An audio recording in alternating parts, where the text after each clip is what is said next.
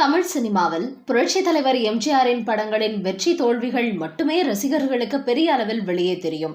ஆனால் ஒவ்வொரு படம் உருவாக அதன் பின்னணியில் நடந்த சுவாரஸ்ய சம்பவங்கள் அல்லது கசப்பான நிகழ்வுகள் என ஏராளம் இருக்கின்றன. ஒவ்வொன்றும் ஒவ்வொரு விதத்தில் ஒவ்வொரு நாட்களில் யாரோ ஒருவர் மூலமாக பல வருடங்கள் கழித்து கூட வெளிப்படுவது உண்டு. எம்ஜிஆரை பொறுத்தவரை தயாரிப்பாளர்களின் சொர்க்கம் என்றுதான் சொல்வார்கள். காரணம், அவரை வைத்து படம் தயாரித்தால் நட்டமாகாது, லாபத்தை அள்ளலாம் என்பதுதான். எம்ஜிஆரும் தயாரிப்பாளர்களின் குணமறிந்து பெரும்பாலும் தனது வேலைகளில் எந்த குறைபாடும் வந்துவிடக்கூடாது என கவனமாக நடந்து கொள்வார். ஆனால் அப்படிப்பட்ட எம்ஜிஆரை கூட தனது சில செயல்பாடுகளால் சில படங்களில் கசப்பான அனுபவங்களை சந்தித்த சங்கட நிகழ்வுகளும் பல உண்டு. அப்படி ஒன்றை தான் இப்போது இந்த வீடியோவில் பார்க்க போகிறோம். புரட்சி தலைவர் எம்ஜிஆர் நடித்து சூப்பர் ஹிட்டான படங்களில் ஒன்று அலிபாபாவும் 40 திருடர்களும். 1955 வெளியான இந்த படம் அப்போது பிரபலமாக விளங்கிய மாடர்ன் தியேட்டர்ஸ் தயாரிப்பில் உருவானது. அது மட்டுமல்ல, மாடர்ன் தியேட்டர்ஸ் அதிபரான TR சுந்தரமே இந்த படத்தை இயக்கியும் இருந்தார்.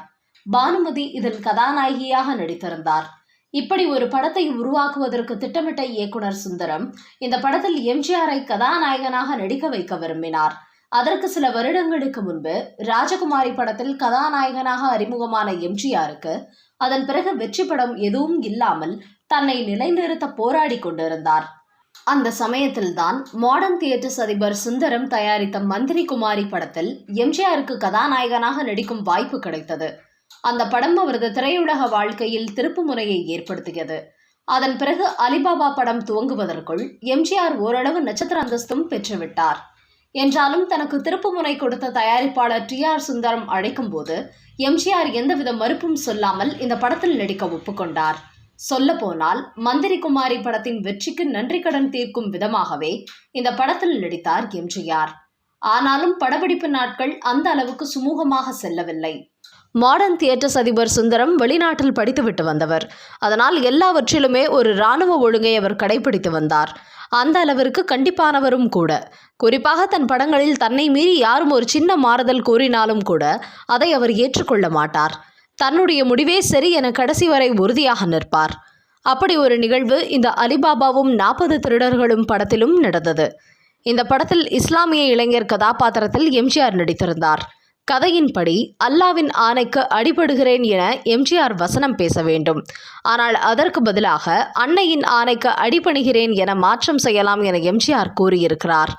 ஆனால் அதை ஒப்புக்கொள்ளாத இயக்குனர் சுந்தரம், இது முஸ்லிம் கலாச்சார கதை என்பதால் ஸ்கிரிப்டில் உள்ளபடியே வசனத்தை பேசுங்கள், அதுதான் பொருத்தமாக இருக்கும் என்று சொன்ன பிறகு வேறு வழியின்றி எம்ஜிஆரும் அவர் விருப்பத்தின்படியே வசனம் பேசினார்.